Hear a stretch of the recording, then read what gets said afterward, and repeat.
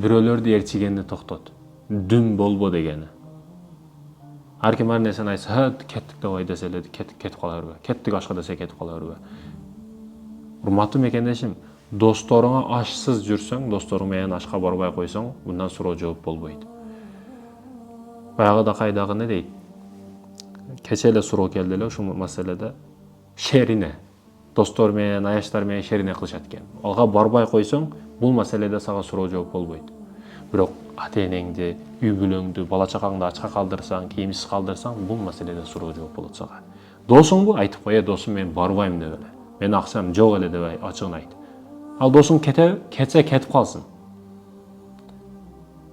Мындай достун барынан кереги жок, урматтуу мекендеш, мындай достун. Не кереги бар? Акчаң үчүн дос боло турган достун. Кээ бир досторду мындай сортировка кылып ал. Досум, сен жалган сүйлөйсүң, мен сен менен дос боло албайм. Досум, сен арак ичесиң, мен сен менен алдына жүрө берсем алкаш болуп кетет экенмин. Кой, достукту ушул жерден түгөтөлү дагы өзүң кетип кал ошол досуңдун дагы.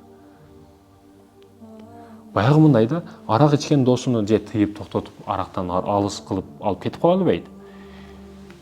Өзү же кошулуп ичип кете албайт да, мындай аралашма болуп жүрөт, каша болупчу. Ошол учурда чечиш керек арканды. Түймөктү чечип салыш керек. Же аяк кыл, же бияк кыл. Болсо эртең кантип кошулуп калганын билбейсиң. Ал ичип отурганда ичпей отурсаң дагы, аракка кошулбасаң дагы, ал жердеги жаман сөздөр, гыйбат сөздөргө бүт кулагың төшөлөт. Күнөөгө шериктеш болуп калышы мүмкүн. Ошондуктан бул нерсеге аралашпа. Бирөөлөргө дүн болбо, бирөөлөрдү ээрчибе. Урматтуу мекендешим, көз ачык банга болбо. Ар кимге реклама кылып, өзүңдү келечекти билген адам болуп, өзүңдү өзүң уят эле кыласың бул учурда.